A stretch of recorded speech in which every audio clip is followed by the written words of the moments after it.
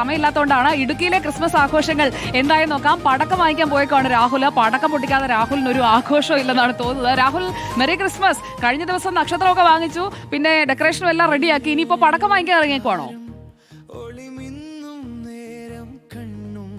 അതേ സൂചന, നമ്മൾ ഓരോ ലൈവിന് പോകുമ്പോൾ ഓരോ സ്ഥലത്തുനിന്ന് ഓരോ സാധനങ്ങൾ ഇങ്ങനെ വാങ്ങിക്കൊണ്ട് പോയിക്കൊണ്ടിരിക്കുകയാണ്. നമ്മളിപ്പോൾ ഉള്ളത് കട്ടപ്പനയ്ക്ക് സമീപമുള്ള കക്കാട്ടുകടയിലെ ഒരു പടക്കക്കടയിലാണ്. കട്ടപ്പനയിലെ പടക്കക്കടയിലാണ് നമ്മളുള്ളത്.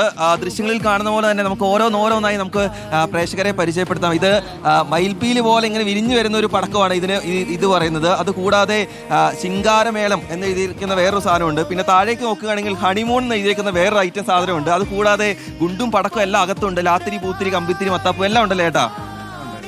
ഞങ്ങൾ കഴിഞ്ഞ 6 വർഷമായിട്ട് ഇവിടെ നടത്തുന്ന സ്ഥാപനമാണ്.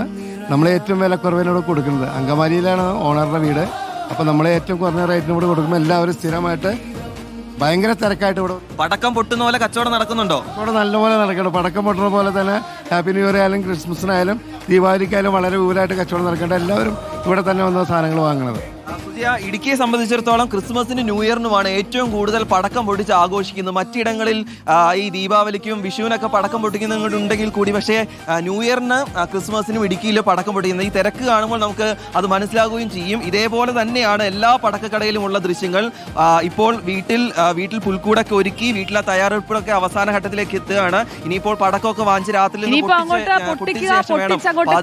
അതാണ് വേണ്ടത്. അതിനായിട്ടൊക്കെ എല്ലാവരും വന്ന് സാധനങ്ങളൊക്കെ വാങ്ങുന്ന കാഴ്ചകളാണ്. പടക്ക വിപണിയും സജീവമായി കഴിഞ്ഞിരിക്കുകയാണ്.